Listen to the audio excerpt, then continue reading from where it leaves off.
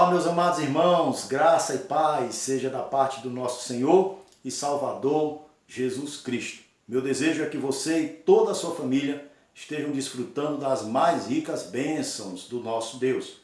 Queremos trazer mais uma meditação na Palavra de Deus.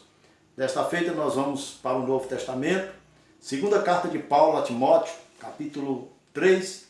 Leremos os versículos de 1 ao versículo de número 9. Diz assim a palavra de Deus: Sabe, porém, isto, nos últimos dias sobrevirão tempos difíceis, pois os homens serão egoístas, avarentos, jactanciosos, arrogantes, blasfemadores, desobedientes aos pais, ingratos, irreverentes, desafeiçoados, implacáveis, caluniadores, sem domínio de si, cruéis, inimigos do bem, traidores, atrevidos, enfatuados, mais amigos dos prazeres que amigos de Deus, tendo forma de piedade, negando-lhe, entretanto, o poder. Foge também destes.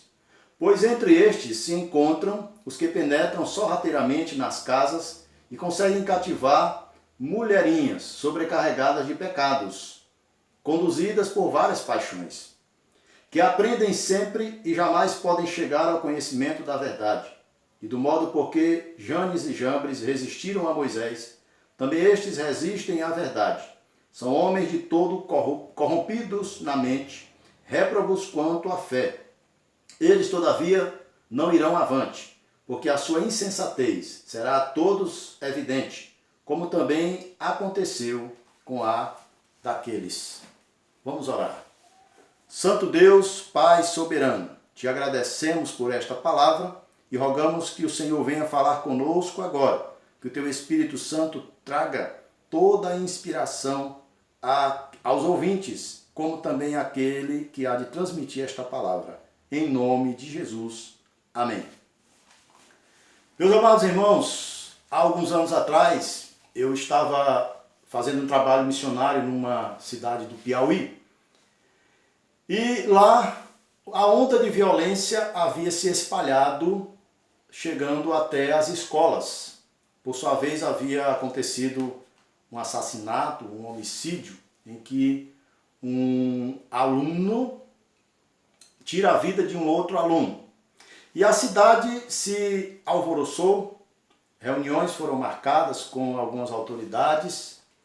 Infelizmente, pelo que me consta, nenhum pastor foi convidado àquela reunião, mas eu soube posteriormente que a preocupação número 1 daquela reunião, o motivo de ter havido aquela reunião foi discutir a respeito do comportamento da juventude naquela cidade, comportamento dos jovens, né? E quando nós lemos esse texto que Paulo escreveu a Timóteo há 2000 anos atrás, nós vemos o quanto a palavra é atual. Parece que ele está descrevendo aqui, e de fato estava, a geração do século 21. Né? A geração dos últimos dias. Né? É importante nós atentarmos para esse detalhe. Veja só o que o versículo 1 diz assim: Sabe, porém, isto, nos últimos dias sobrevirão tempos difíceis. E de fato, nós estamos vivendo os últimos dias. Se Paulo considerava a época em que ele vivia como sendo últimos dias, imagine hoje, meus amados irmãos. E nós precisamos, primeiramente, atentar para isso. Primeiramente, crer. Primeiramente, admitir que nós estamos vivendo os últimos dias. Que esta geração é a geração dos últimos dias. Então, uma vez que nós compreendemos isso, uma vez que nós aceitamos isso, essa verdade das Escrituras, nós vamos entender outra coisa. A geração dos últimos dias, ela tem um comportamento que lhe é peculiar, que lhe é natural. E Paulo vai descrever aqui o temperamento ou o comportamento da geração dos últimos dias.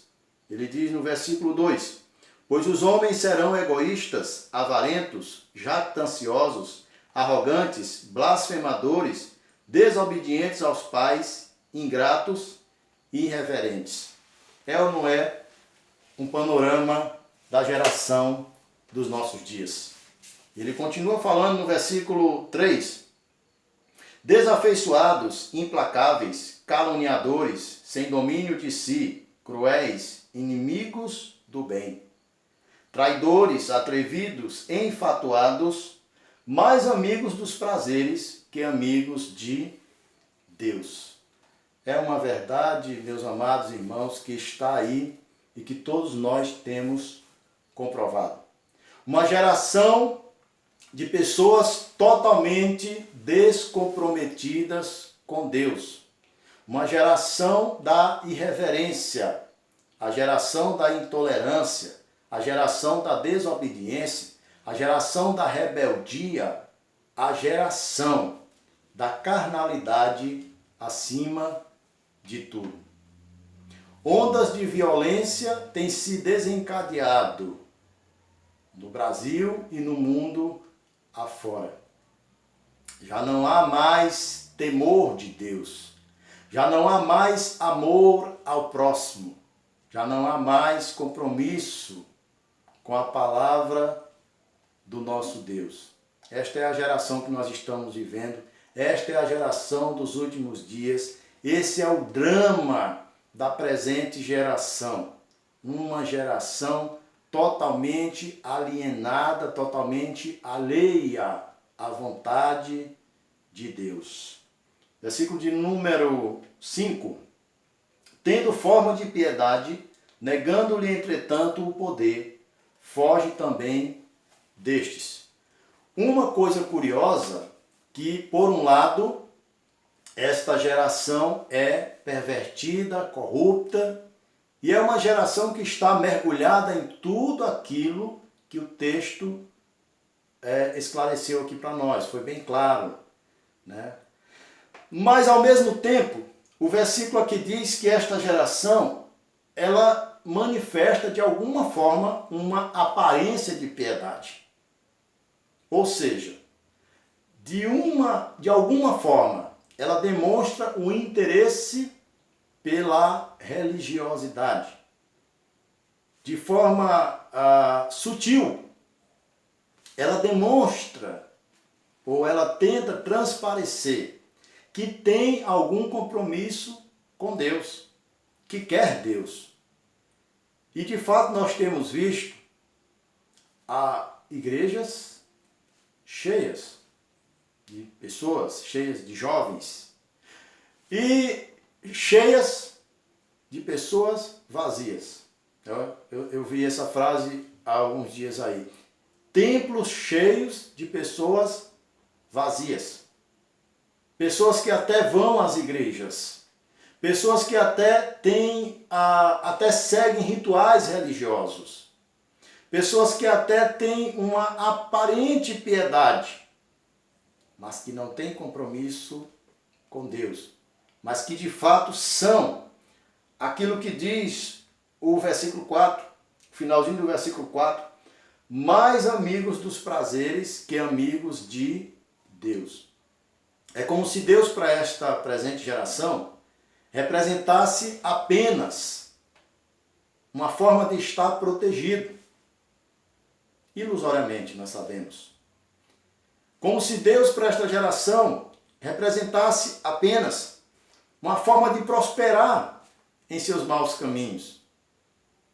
Curiosamente e ironicamente, alguém me falou alguma vez até de criminosos que antes de saírem para cometer crimes, faziam uma oração.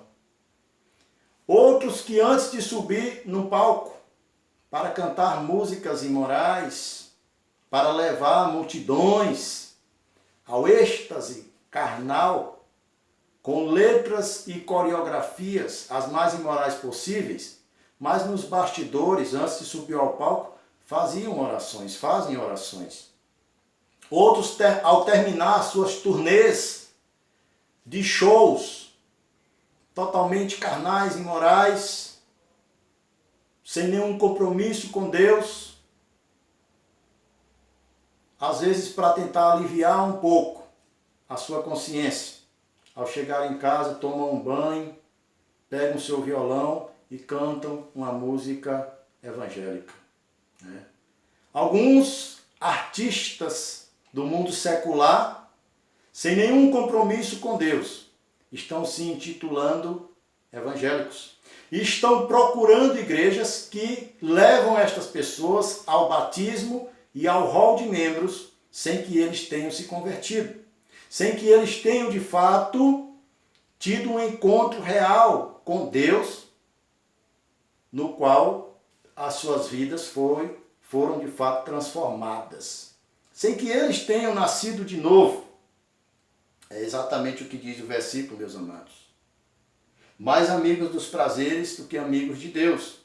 E o versículo de número 5 reforça isso que falei. Tendo forma de piedade, negando-lhe, entretanto, o poder. E a recomendação de Paulo a Timóteo é: foge também destes. Se você é um crente fiel ao Senhor, foge desse tipo de gente. Eu costumo dizer que o maior perigo é a verdade, se é que eu possa falar dessa forma, é a meia verdade. Ou melhor dizendo, a maior ameaça à verdade não é uma mentira na sua totalidade, mas uma meia verdade. Porque uma meia verdade também é uma mentira, mas uma mentira disfarçada, né? Se você colocar ali no tanque do seu veículo 99,9% de gasolina, de combustível legítimo, e você aditivar ali, quer seja 1% de água, você vai ver o tamanho do prejuízo, né? Você vai ver que vai ser danificado totalmente o seu veículo. Assim é também, meus amados irmãos, no corpo de Cristo, no meio do povo de Deus. Não há meia verdade, não há 90% de verdade e 10% de mentira. Porque uma vez em que a mentira se infiltrou, é mentira, né? Hoje, lendo um texto da Palavra de Deus, no livro de Mateus, num dado versículo, em que o Senhor Jesus ele diz: seja o vosso falar sim, sim, não, não. Porque o que passar disso vem do maligno. Ou seja, não há lugar, meus amados irmãos, para meio termo, ou para se estar em cima do muro. O próprio Senhor, o mesmo Senhor Jesus, ele disse: aquele que comigo não junta, espalha. Né? Ele disse que não há lugar no seu reino para a mornidão. Quem dera fosses frio ou quente, mas porque és morno, é o que ele vai dizer a uma das igrejas, né, das 7 igrejas em Apocalipse. Amados, voltando ao nosso texto, Paulo continua dizendo: pois entre estes se encontram os que penetram sorrateiramente nas casas e conseguem cativar mulherinhas sobrecarregadas de pecados, conduzidas a várias paixões, que aprendem sempre e jamais podem chegar ao conhecimento da verdade. Dentre esses falsos obreiros, falsos irmãos, dentre esses que fazem parte da geração dos últimos dias, que tem forma de piedade, mas com as suas ações, ou melhor, com a sua vida particular, negam o poder de Deus, embora tenha uma aparente religiosidade, e nós de fato encontramos muito joio disfarçado de trigo no nosso meio, e por conta disso, a igreja do Senhor tem sofrido, por conta dos falsos mestres, dos maus obreiros. Nós temos visto aí nos últimos dias, na mídia, escancaradamente, escândalos e falsos obreiros, maus obreiros, comercializando a palavra de Deus e escandalizando o nome do Senhor e comprometendo aqueles que são sinceros para com a obra de Deus, comprometendo os pastores sérios, os líderes sérios, comprometendo os pregadores sinceros da palavra de Deus. por conta de falsos ensinamentos, por conta da ganância, por conta da falta de compromisso com a verdade, com a palavra de Deus, e de serem exatamente amantes dos prazeres, de serem obreiros que apacentam a si mesmos, que não têm nenhuma preocupação com a edificação e com a salvação das ovelhas, mas querem apacentar a si próprio. Como Paulo fala aqui, havia aqueles que penetravam sorrateiramente na casa de algumas mulherzinhas sobrecarregadas de paixões e que as induziam ainda mais ao erro, à concupiscência. Esses aprendiam sempre, ou melhor, eles diziam assim, que aprendem sempre e jamais podem chegar ao conhecimento da verdade. Por quê, meus amados? Porque as suas mentes já estão cauterizadas, porque os seus corações já estão totalmente dominados pelo mal, dominados pelas paixões carnais. E por mais que ouçam a verdade, parece que entra por um ouvido e sai pelo outro. Eles preferem dar ouvidos à mentira. As multidões, as massas estão acompanhando os maus obreiros, os falsos pregadores. Como Paulo escreveu numa outra ocasião, parece que sentindo coceira nos seus ouvidos, sendo massageado o seu ego, por conta das pregações que colocam o homem, que exaltam o homem, que colocam o homem no pedestal e tentam desqualificar a pessoa do nosso Senhor e soberano Rei Jesus. Paulo vai dizer aqui que assim como Moisés, ou melhor, assim como Janes e Jambres resistiram a Moisés, também estes resistem à verdade. São homens de todo corrompidos na mente, réprobos quanto à fé. Janes e Jambres são aqueles sacerdotes egípcios que foram chamados para combater Moisés. Quando Moisés adentrou a presença de Faraó para operar os sinais que Deus o havia ordenado. Faraó chama aqueles sacerdotes egípcios, falsos profetas, e eles também fazem seus milagres, seus falsos milagres. Mas nós vimos ali que a serpente de Moisés devora a serpente daqueles falsos profetas. Eles tentaram resistir a Moisés, mas o poder de Deus na vida de Moisés fez com que aqueles falsos profetas fossem desmascarados e a verdade de Deus prevalecesse. E sempre será assim, meus amados irmãos. Por mais que o inimigo tente se levantar, por mais que o inimigo levante os dele, e dentro da própria igreja, o joio no meio do trigo, por mais que o inimigo faça isso, a verdade de Deus sempre há de prevalecer. A palavra de Deus é viva e é eficaz, e ela prevalece sempre a verdade do Senhor. Jesus disse na sua oração sacerdotal, registrado no Evangelho de João, capítulo 17, versículo 17 também, Jesus diz, Pai, santifica-os na verdade. E ele conclui dizendo, a tua palavra é a verdade. A palavra de Deus é a verdade absoluta.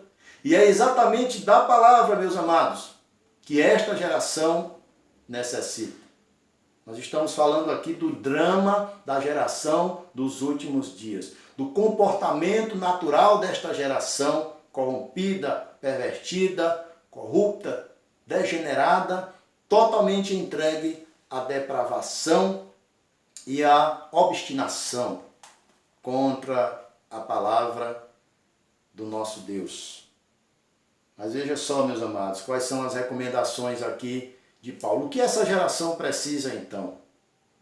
O que as pessoas que estão perdidas, que estão mergulhadas neste mar, neste lamaçal de perdição, o que necessitam? Primeiro, meus queridos, eles necessitam de líderes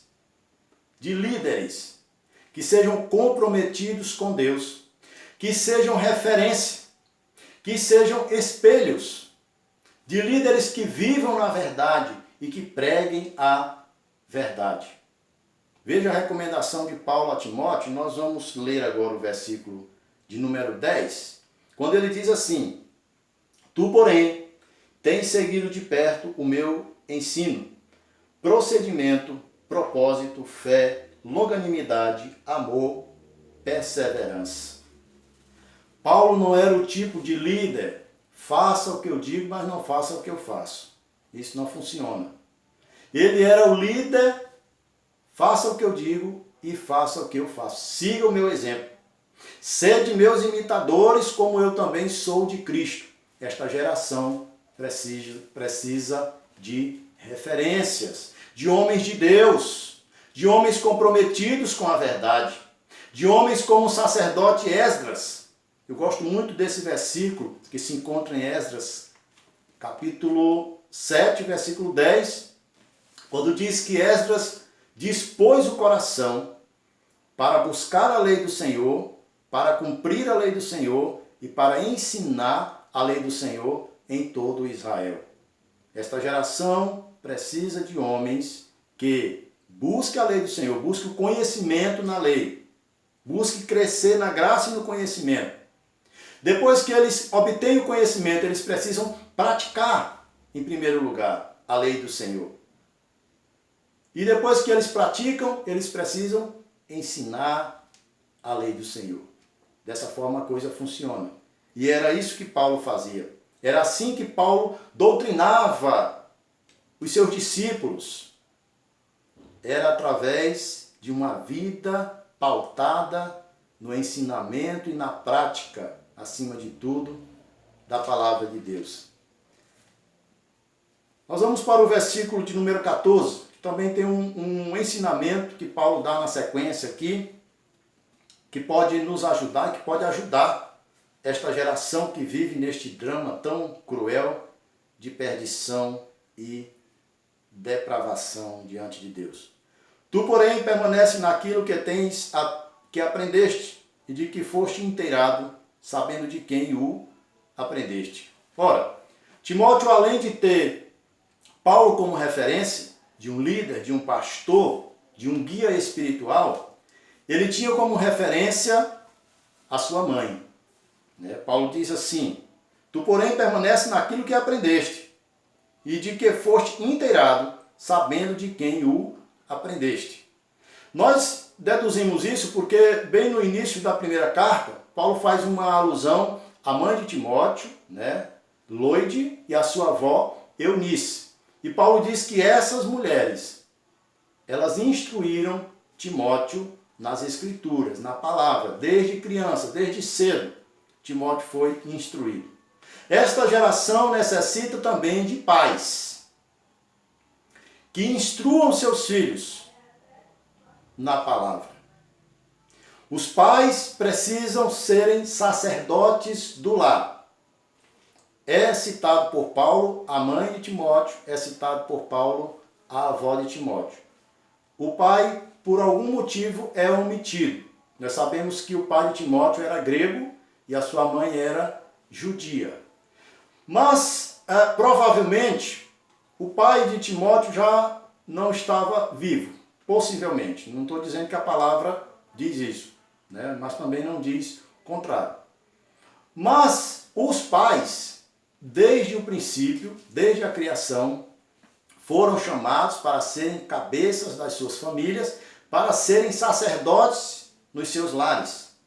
E eu tenho visto a luta dos pastores, dos líderes, dos pregadores da palavra de Deus, para tentar novamente inculcar isso nas cabeças e nos corações desta geração moderna. Os homens não querem mais serem os sacerdotes dos seus lares. Os homens não querem mais ter a postura de administradores, de cabeças das suas famílias. Nós temos, nesta geração, cada vez mais dado lugar ao feminismo, cada vez mais dado lugar a movimentos que deturpam o plano original de Deus para as famílias e para a igreja. Pais, assuma, ou melhor, pai, assuma a sua postura como líder da família, como cabeça da família, como sacerdote do seu lar. Chame a sua família, instrua-os na palavra, leve-os aos pés do Senhor, porque esta responsabilidade vai ser cobrada de você. Nós observamos um detalhe quando Eva pecou no Éden. Eva foi quem primeiro deu ouvidos à serpente, foi quem comeu o fruto e foi quem induziu Adão a fazer isso. Mas quando Deus vai cobrar, Deus não chama Eva primeiramente, ele chama Adão. Adão, onde estás? E Adão vai dizer, Senhor, a mulher que tu me deste, ela me deu do fruto e eu comi. Mas Deus, irmãos, Deus, seguindo a hierarquia que ele mesmo instituíra, ele cobra de Adão, como representante da raça humana. Você, homem, volto a dizer, você é o sacerdote do seu lar. Você, homem, tem a responsabilidade de instruir a sua família, de instruir a sua casa, de levar a sua família aos pés do Senhor, porque Deus irá cobrar de você. Esta geração precisa de líderes que sejam referência, homens comprometidos com Deus. Precisam de pais que sejam referência, de pais que sejam comprometidos com Deus. Às vezes, passando pelas ruas, evangelizando, convidando pessoas nas casas, me deparei várias vezes com pessoas que diziam assim, você falava para o pai, para a mãe, dizia assim, eu vou mandar esse menino lá na igreja, esse menino está precisando ir na igreja. Veja a mentalidade dos pais. Eles interpretam totalmente errado o versículo de Provérbios 22:6, quando diz assim, ensina a criança no caminho em que deve andar, e ainda quando for velho não se afastará dele. Observe que Salomão diz, ensina a criança no caminho, ou seja, ande no caminho com ela. Não é ensina a criança o caminho, é diferente. Porque ensinar o caminho é eu apenas dizer para a pessoa e apontar, o caminho é aquele. Ensinar no caminho é eu ir com a pessoa por esse caminho. E é isso que Deus quer que você faça. É isso que Deus quer que os pais desta presente geração façam enquanto há tempo. Que esta geração faça. Porque só assim nós poderemos, de alguma forma, contribuir para resgatar essas almas que estão na perdição. Os incautos navegantes deste mar tenebroso, deste mar que assombra e que afunda milhares na perdição, nas trevas da perdição. Meus amados, esta é a palavra do Senhor e que nós possamos não ser apenas ouvintes desta palavra, mas nos tornemos praticantes da mesma. Paulo apresenta a Timóteo o drama da geração dos últimos dias. Mas o bom é que ele não apresenta somente o drama, ele apresenta também a solução, o fechamento. Qual é a solução? Líderes que sejam exemplos, que sejam de fato comprometidos com Deus, que sejam de fato referência, pais que assumam a sua postura como sacerdotes dos seus lares e pregadores do Evangelho, porque a palavra do Senhor é que tem o poder de transformar e de resgatar essas vidas. Que Deus em Cristo possa nos abençoar e que possamos a cada dia percorrer o caminho da salvação e renunciar àquelas coisas que tendem a nos levar para a perdição. Esta é a nossa palavra e que Deus possa nos abençoar em Cristo Jesus. Vamos encerrar orando mais uma vez. Pai soberano, te damos graças por esta palavra, porque o Senhor é bondoso, misericordioso e aponta o caminho para uma geração perdida, pervertida, corrupta. O Senhor aponta, meu Pai, o farol que brilha apontando a salvação, o único caminho da salvação, que é Jesus Cristo, Pai. Muito obrigado por tudo, ó Deus. É em nome do teu Filho amado que nós oramos. Amém. Meus amados, é sempre um prazer estar com vocês. Que Deus os abençoe e até nosso próximo encontro, se assim o Senhor nos permitir.